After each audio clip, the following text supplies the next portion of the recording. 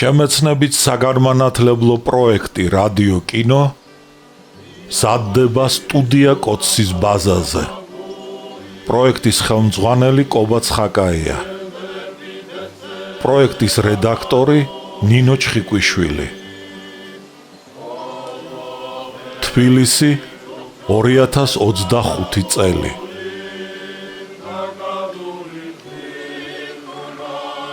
ალექსანდრე ქუთათელი, პირისპირ, რომანი 2 ტომად და 4 წიგნად.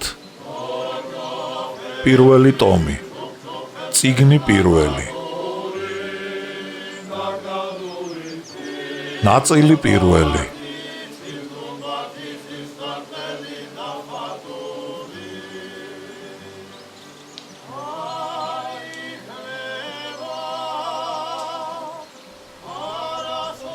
დაირა და ჩარირამა, მე-6. ნაწილი პირველი. მასპინძელსა მხიარულსა ხავს სტუმრები საყვარლები, ხალხური სიმღერა. ბაბომ ცაცხვის ქვეშ გაშლილ სუფრაზე სტუმრები მიიპატიშა. სუფრის თავში პლატონ მოგველაძე დასვეს. პლატონი განთქმული თამადაა, დიდებული მოლაპარაკე და ოქროპირი. გააფრთხილა ადრევე მასპინძელი იონამ. მარტო ლაპარაკი რად მინდა ყმაწვილო, თუ ღვინის სმა არ იცის და არ მასვა. შენიშნა ოტია მღიმილით, თითქო ღვინო დიდი ხანია არ დაელიოს. დათა ყიფიანი სანდრო წულუკიძე კოწია ჩხეიძე ჩასილაღებული ჩოხებით ფეხზე წამოდგნენ. თავაზიანი ღიმილით ულოცავდნენ პლატონს თამადობას. თითქო ეხვეწებიანო, აბა შენიცი თუ ბევრ ღვინოს დაგვალევინებ, გვალხენ და კარგ დროებას გაგვატარებინებო. ნინო კორნელის გვერდით იჯდა. კორნელიმ ჩაშჩურჩულა. ჰო რამ სმენელები ჩამწკრივდნენ ერთადო. პლატონის ხელმარჯვნივ ბაბო, ესტატე, ვარდო და ტერეზა ისხდნენ. ხელმარცხნივ სტეფანე, ოტია, იონა, დათა და მისი ამქრები. ბოლოში მოურავი ბეგლარ სანიკიძე და ტერეზას მოჯამაგირე დომენტი ხვედელიძე. სუფრაზე ნაირ-ნაირი საჭმელი ეწყო, თხელი მჭადები, რომლებსაც წაბლის ფოთლის ძარღვები დამჩნეოდა, თონის პური, კიტრი, მწვანილი, გადაზელილი ყველი რძის წვენითა და პიტნით, სულგუნი, ჭყინტი ყველი უმარილო, საკრაჭუნებელი, ნადუღი, მხალი, ხაჭაპური, შემწვარი ვარიები ბროწეულის, ისმირ მაყვლისა და მიგზის წვენში ჩაწყობილი. ისე წაესივნენ საჭმელს თითქოს თავარ კანში გამოსულ აბრეშუმის დამშეულ ჭიებს, ჩელტებზე თუთის ხიშტოები და ფოთოლი დაუყარესო. იონამ ყური მიუგდო მოშივებულ ხალხის ჭამისა და ღეჭვის ხმას. ნელა ჭამეთ, დაიძახა იონამ, რამ გაგახელათ, მტრის ოჯახში ხომ არა ხართ? პლატონმა ვერცხლის აზარფეშა აიღო წარწერით. შენ უგუნურო დალიე, ქვეყანა შენი იქნება, ადგა. თვალები მსახიობივით აღანთო, შორეულ ქედებს გახხედა და ნაღვლიანად ასე დაიწყო. მე ვსვამ ფეოდალური საქართველოს ხატის, აწ განსვენებულთა და ნეტარხსენებულთა არჩილ და დარეჯან მდივნების ხსოვნისათვის. მათი მხნეობა და თვისებანი ცნაურდებიან ძეთა და ასულთა მათთა სახით. დარეჯანი ზეპირად იტყოდაო, ვეფხვის ტყაოსანს მსმენია, ეს უკვდავი ქმნილება აუცილებელი და ყველაზე უკეთესი მზითვი იყო ოდითგანვე ახლად გათხოვილი ქართველი ქალისათვის, რათა თაობიდან თაობაში გადასულიყო ერის შემნახველი სიტყვა ქართული, გენიოსი, შოთას მარჯვენით დაწერილი წიგნი დიდებული, წიგნი საერო სახარებად ქცეული. მერმე პლატონმა გვარის გაგრძელებაზე და მის უკვდავებაზე ილაპარაკა. არჩილ და დარეჯან მდივნების ისეთ ხოტბა ქებას მოჰყვა, რომ ოტიამ, ტერეზამ და ბაბომ ტირილი დაიწყეს. რა დიდებული მოლაპარაკე ყოფილა ეს კაცი, შენი ჭირიმე, ამბობდა ოტია და ბაღდადურით იწმენდა ცრემლებს. განსაკუთრებული სიყვარულით შესვა თამადამ ტერეზას, ვარდოს და ბაბოს სადღეგრძელო. ბაბოს სადღეგრძელოს დროს პლატონი ყანწით ხელში კვლავ უცნაურად ამეტყველდა. ბაბო კოლხეთის მზეთუნახავ ქალს მედეაში ადარა პლატონმა.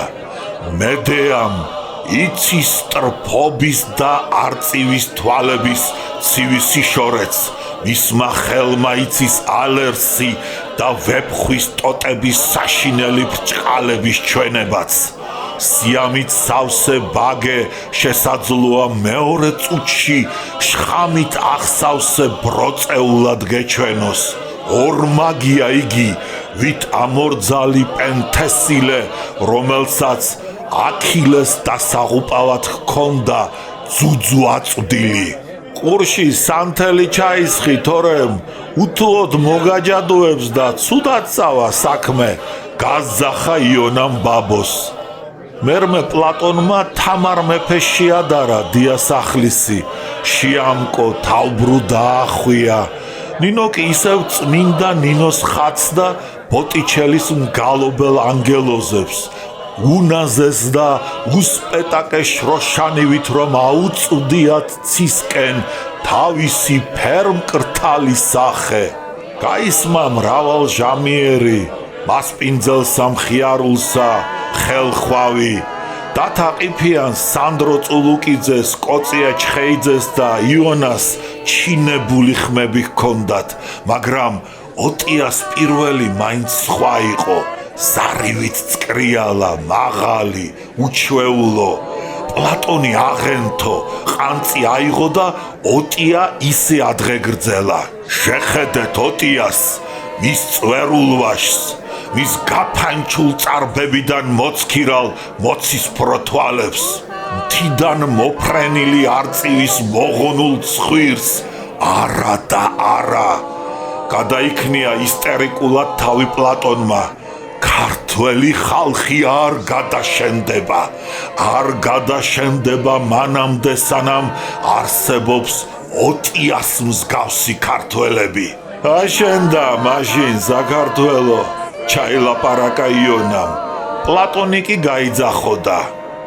არ გადაშენდება სანამ იარსებებს პური, ვენახი, ქვევრებში ღვინო, ორშიმო და 1000 წლოვანი ჩვენი სიმღერები და ადათები. პლატონმა ყანწი დასცალა და ოტიამ დივანი გადაკოცნა. ოქროპირია ჩვენი პლატონი, ოქროპირი, დაიძახა ესტატემ. რა ვიცი ყმაწვილო, ძალიან კი შემაქო ეს მოხუცი კაცი, გაიცინა ოტიამ. რა უყოთ რომ მოხუცდი, მაინც ლომი ხარ ოტია, ბებერი ლომი. მიაძახა ცოლის ძმამ დათაყიფიანმა. ბებერი ლომი ზედგამოჭრილი სახელია ოტიაზე, ყვირო და კოწია ჩხეიძე. არა ვარ ყმაწვილო ბებერი, იმე ამის თანაგინახავს? შენთან შედარებით მართლა ლომი და ბაყბაყდევი ვარ. გაზძახა ოტიამ ჩოხაში ფიცარევით გახვეულ, წარბაძგიბულ კაფანდარა კოწიას. დიახაც, არა ხართ მოხუცი ბატონო ოტია, ჩვენთან შედარებით თქვენ მართლაც ჯერ კიდევ ჭაბუკი ხართ. ჩვენ ორთაობას შორის ვართ გაჩხერილი და დაღალატიანებული, არც ძველს ვწერი ვართ და არც ახალს.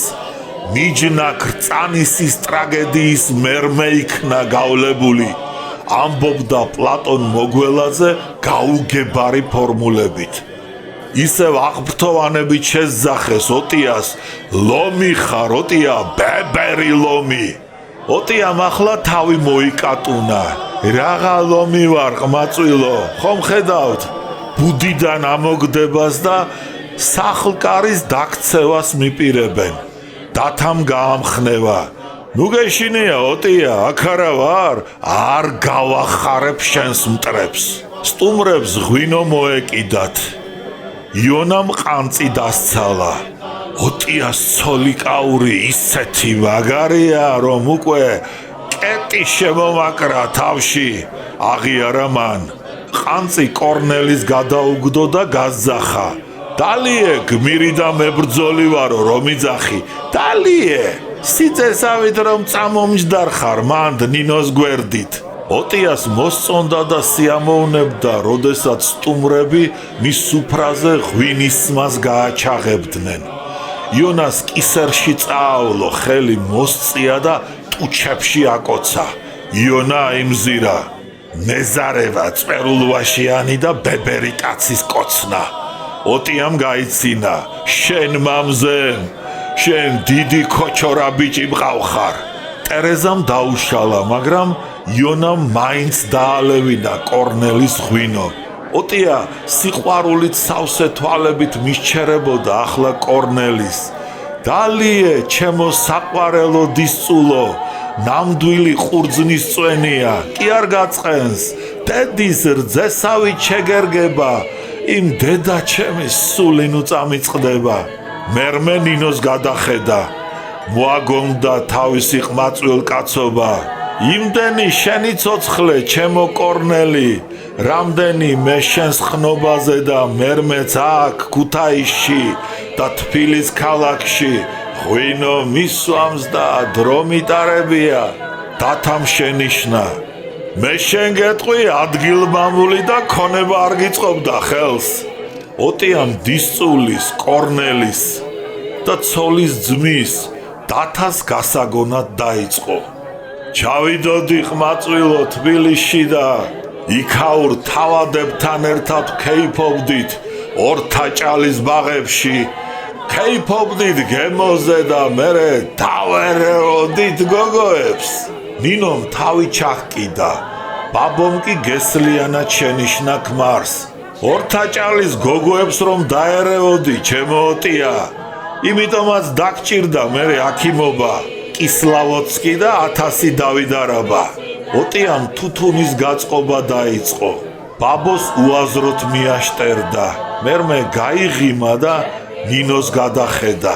თითქოს ახლა იგრძნო ამას წინათ თქმულის უხერხულობაო. დავერეოდით გოგოებს, მერე რა? ვარში ყოფდით, ბოშო. სხვას კი არაფერ შობოდით და ვაკეთებდით. გულუბრყვილოდ უპასუხა ოტიამ ცოლს. თუთუნის ქაღალდს ენის წვერი გაუსვა და ბაბოს შეეკითხა. იარშიყე ბაბა, რას უშობ ახლა კორნელი ამ გოგოს? ბაბოს გულზე შემოეყარა. იცოდა ოტიას ამბავი. სიმთვრალეში გაჯიუტება და ხანდახან გალენჩებაც რომ იცოდა. თვალით ანიშნა სისულელეს ნუროშაო. ოტიამ პირიქით უყვირა. რა გინდა ბოშო, რას ჩამაცივდი? ლაპარაკს მიკრძალავ თუ?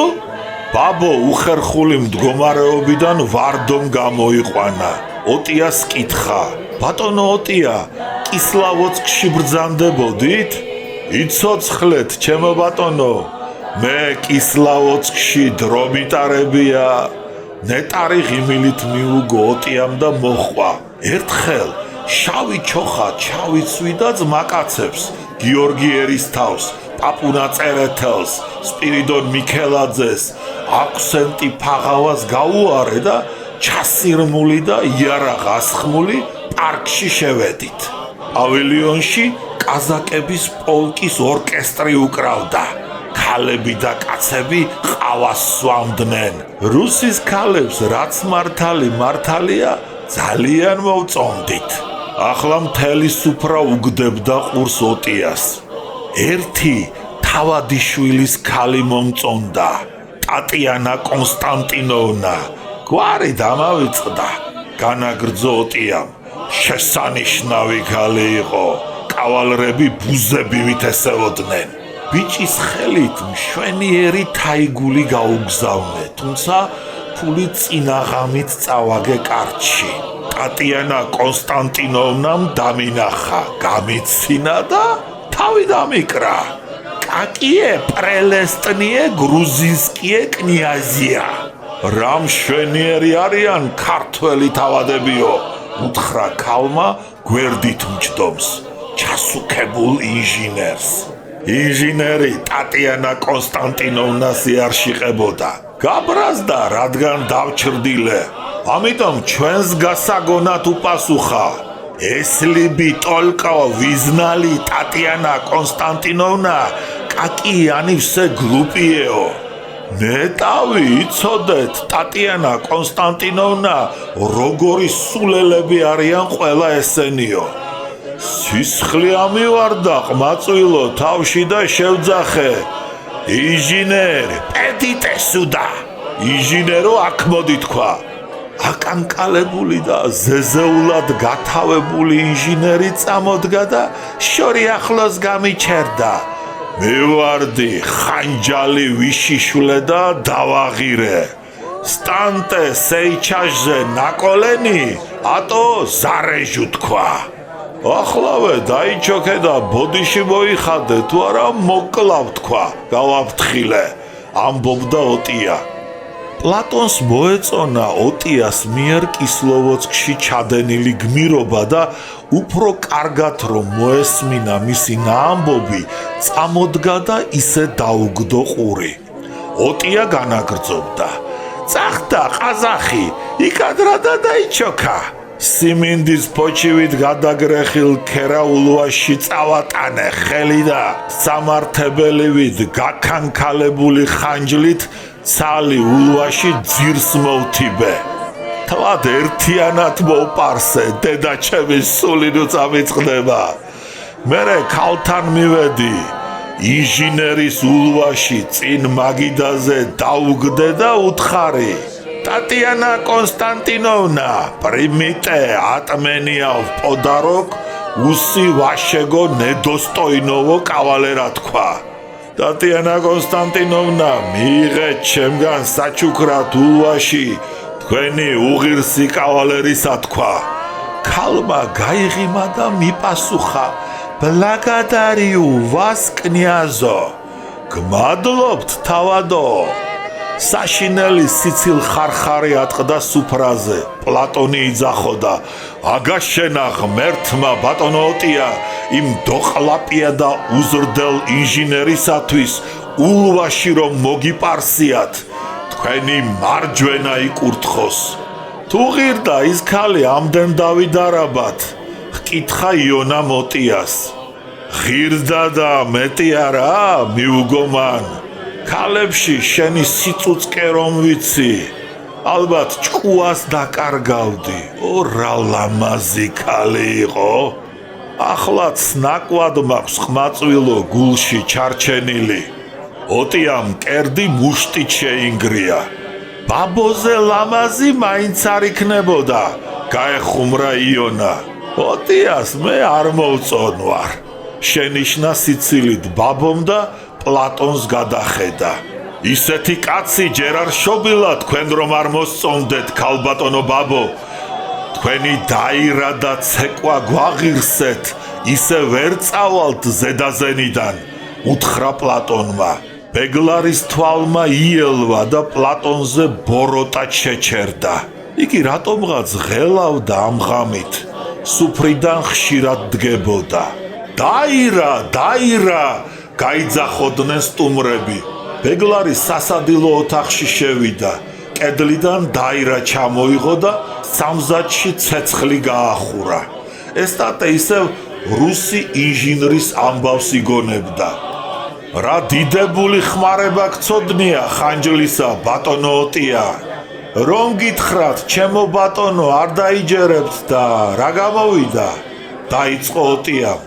მამა ჩემის არჩილისეული ხანჯლით ლეკურიანი კაცი გამიფუჭებია. ქვევიდან ავკრავდი, ლეკურს ხელიდან გავაგდებინებდი, ან დავაში გადაუტეხავდი. რა ფოლადია, თქვა ოტიამ, ხანჯალი ამოიღო, სტუმრებს უჩვენა და განაგრძო. ერთხელ კონგურაში მარიობა დღეს ჩხუბი ამიტეხეს ქალის თაობაზე და მთელი სოფელი დამესია. ყვირილამდე მზდიეს. რიყეს ქვები კოხივით დამაყარეს, მაგრამ ვიშიშვლე ეს ჩემი მამის არჩილისეული ხანჯალი და ქვებს შევაგებე. ყველა ხანჯლის პირზე დავირტყი და ავიცდინე. იმ მამა ჩემის სულინი წამიწყდება. კოწია ჩხეიძემ ეშმაკურად გაიღიმა და ოტიას კითხა. შენი სახელის მოზიარე ოტია ჩიქოვანი თუ გაგიგონია? ოტია ჩიქოვანი როგორ არ გამიგონია შეკაცო? მიუგო ოტიამ. ხო და დაიწყო კოწია ჩხეიძემ. იმ ოტია ჩიქოვანის ძმა ალექსი ჩიქოვანი ჩხუბში მოუკლავს ყარამან ხიდირბეგაშვილს. ოტიამ 10 წელიწადი ეძია ძმის მკვლელი, სისხლის აღება უნდოდა და ერთ დღეს ქუთაისში შეეფეთა თეთრხიდზე. ოტია ჩიქოვანმა სასწაული რამე ხმარება იცოდა ლეკურის. ვერავინ ვერ მოასწრო შეხედვა. თვალის დახამხამებაზე სწრაფად იშიშვლა ლეკური, მოუქნია და სწყვიტა ყარამან ხიდირბეგაშვილს კისერზე. ისე სუფთად გაატარა ლეკური, რომ ტანზე შერჩენილმა ყარამან ხიდირბეგაშვილის თავმა დაძახება მოასწრო. რას მერჩოდი ოტიაო? მერე დაირწა და თეთრი ხიდიდან რიონში გადავარდა. დაასრულა ნაამბობი კოწია ჩხეიძემ. ეს შეუძლებელია. არა, შესაძლებელია. შეიქმნა დავა და ყვირილი სუფრაზე, კამათობდნენ. შეძლებდა და მოასწრებდა თუ არა ყარამან ხიდირბეგაშვილის მოკვეთილი თავი, ტანიდან მოშორების წინ დაეძახა ოტია ჩიქოვანისთვის. რას მერჩოდი ოტიაო? რაწამ შეაჩერებთ ცოცხალ ორგანიზმში ტვინისაკენ სისხლის დენას, მაშინვე იწყება სიკვდილიც, განაცხადა სტეფანემ. ანემია და არა სიკვდილი, გაუსწორა ესტატემ. სიკვდილი რამდენიმე წამის მერე არის შესაძლებელი და თუ ამ ხნის განმავლობაში ტვინს სისხლს მივაწოდებთ, კაცი ისევ გაცოცხლდება. სისხლით კვების შეწყვეტა არც თუ ისე სწრაფად იწვევს ნერვული სისტემის დაღუპვას.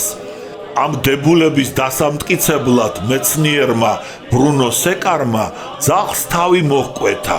მოჰკვეთილ თავში ხელოვნურად სისხლის მიმოქცევის აღდგენის მერმე ძაღლი თვალს მიაპყრობდა ხოლმე მას, ვინც მის სახელს ეძახდა.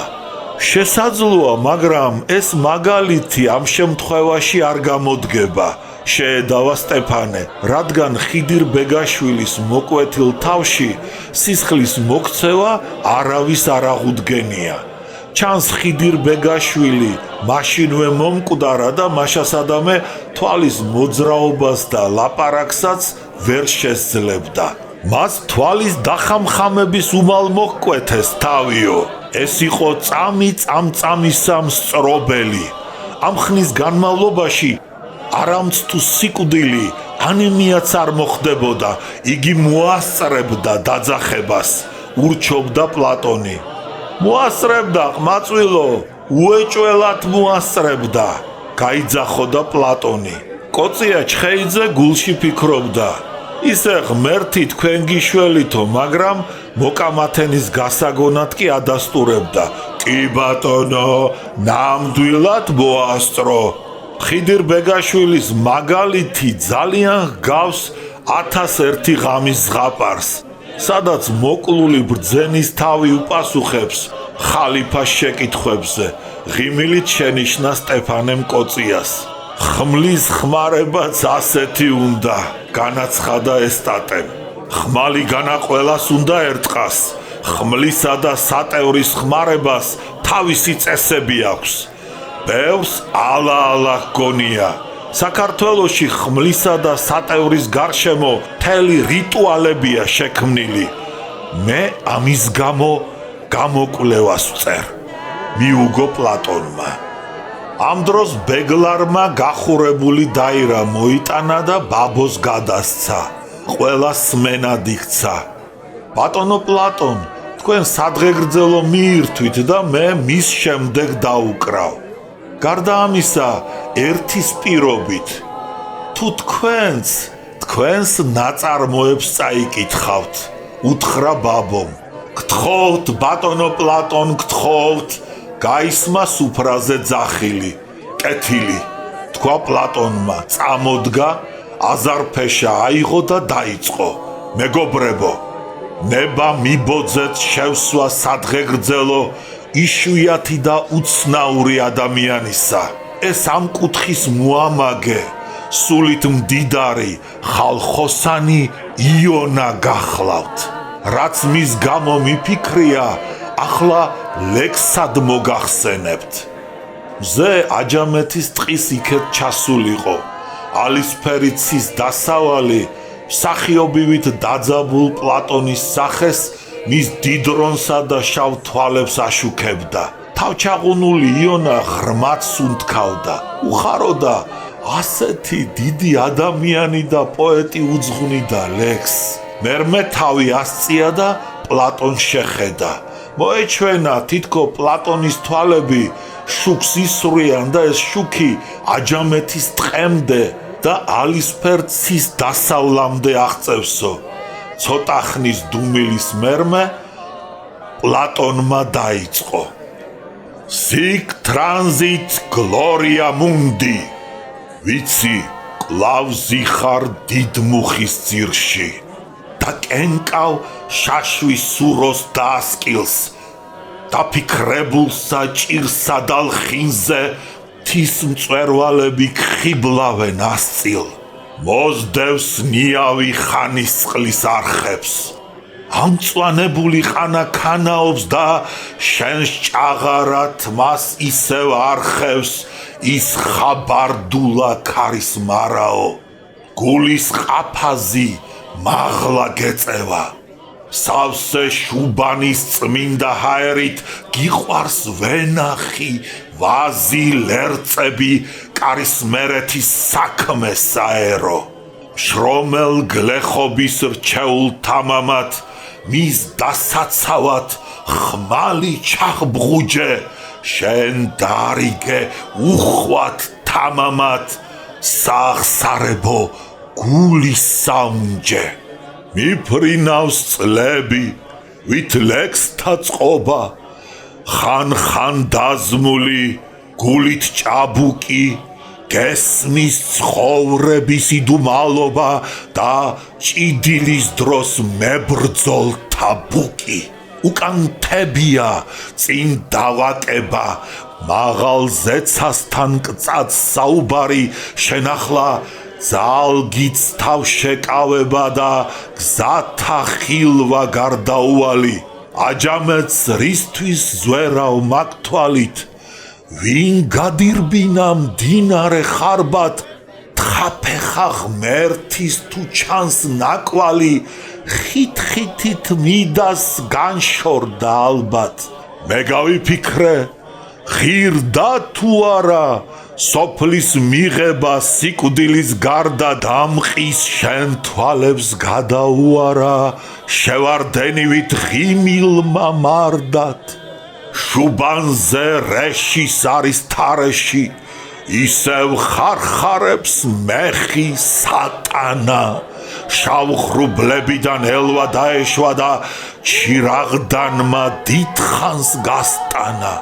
ტყე აჯამეთის ხელუკარები, აიგრუზა და წვება ტოტი ძირს. შენ სალამს გიძღვნის ეზო გარემო, გემშვიდობება როგორც მეფელირს.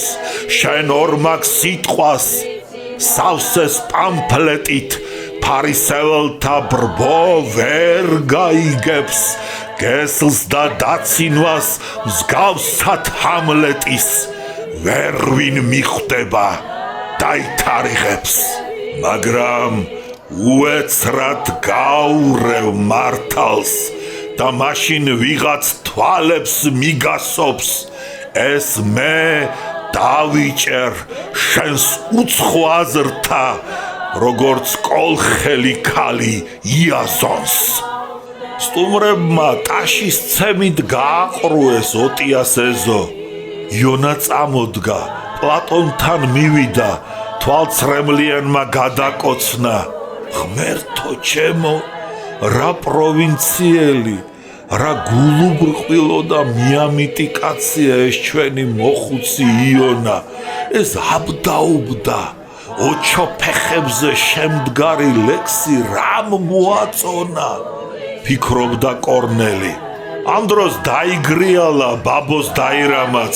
თითქოს 1000 მხედარი, მთელი ლაშქარი, ყიჟინითა და თქარათქურით ოტიას ეზოში ჭენებით შემოიჭრაო.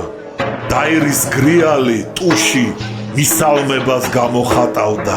თითქოს ბრძოლის ველიდან დაბრუნებულ, გამარჯვებულ მხედართ მთავარს და გმირს ეგებებიანო. ბაბოს წარბები აეზიდა. მოღუნული ცხვირის ნესტოები არაბულ ცხენსავით გახბერვოდა. ეჟუნებით მორთულ ფართო დაირას ძალზე შვენოდა ჯიხის ოდენა შუქიანი თვალებით დამშვენებული ეშხიანი ქალის მხნეობით სავსე ქართული სახე. მისი ზარისებრ საყურის თვალმარგალიტებს ლამფი შუქისაგან ცეცხლი ეკიდებოდა და ციცინათელასავით ციმციმებდნენ. ლამაზი ხელითა და მკლავით შემოვლებული დაირა ქალს განზე ჰქონდა გაზიდული. საკვირველი იყო, როგორ გამოსცემდნენ შხვართი თითები, ესოდენ მძლავრსა და უამრავ ხმას. დუმდარა, დუმდარა. ბაბო იონასათვის მისასალმებელ ტუშს უკრავდა დაირაზე. სუფრა აიწია ქეიფით, ხალხი აილეცა. პლატონმა შეძახა, აუ დაირა, დაირა. დარიალიდან გასულმა ლაშქარმა დარუბანდი დაარბია. ბაბო მისალმება შეწყვიტა და ლეკურზე გადავიდა. აღტაცებული პლატონი წამოხტა, წრეს დაუარა. ფეხები გაუსვა და ბაბოს წინ შეჩერდა. მაღალი ქალი წამოიჭრა, დაირა მაღლა აიტაცა, წელში გაიზნიქა. ტანის ლამაზი მიმოტანით აგრიალებდა ახლა მაღლა აზიდულ დაირას. თანაც წარმტაცად ცეკვავდა. პლატონ მოგველაძე აენთო. საოცარი სისწრაფით უსვამდა ფეხს, ფეხზე აჯვარებდა. ერთურს აკვანტებდა, რიტმს ურევდა. ყველაფერს გავდა მისი ცეკვა, ველური ტომების სიმბოლიურ როკვას კოცონის გარშემო, ექსტაზში მისულ ვაკხების შაბაშს, ყველაფერს. ხოლო ქართული ცეკვის კი არა. მიუხედავად ამისა, ცეკვის დასრულებისას პლატონი თავის ადგილზე მივიდა. სუფრას მედიდურად გადახედა და გაზახა. ადექით, ყველა მიცეკვეთ. სრულობს ის ქართველი, ვინც იძახის ცეკვა არ ვიციო. არც ერთი ტომის ადამიანში არ ცნაურდება ის ძლიერად დიონისური თავდავიწყება, ექსტაზი, ვაკხური გზნება და გაქანება, როგორც ქართველში. მერმე დიდ მამულიშვილის, კახელი თავადის და ბრძენი პოლიტიკოსის, ზემო იმერეთის სტუმრის, ვექილ ესტატე მაყაშვილის სადღეგრძელო შეისვა. ისევ იგრიალა დაირამ, ისევ დაირხა ლეკური. ახლა ბაბოს ძმა დათაყიფიანი გამოვიდა მინდორზე ლამპებით განათებულ ცაცხვის ქვეშ. იგი მაღალი, მწითური, მხარბეჭიანი კაცი იყო. წაბლისფერი პატარა ულვაშები შეკრეჭილი ჰქონდა, წვერი გაპარსული. არწივის ფრთებივით გაშალა ჩოხის კალთები. გაფრინდა, ტრიალი დაიწყო და მერმე ბაბოს წინაშე დაერჭო.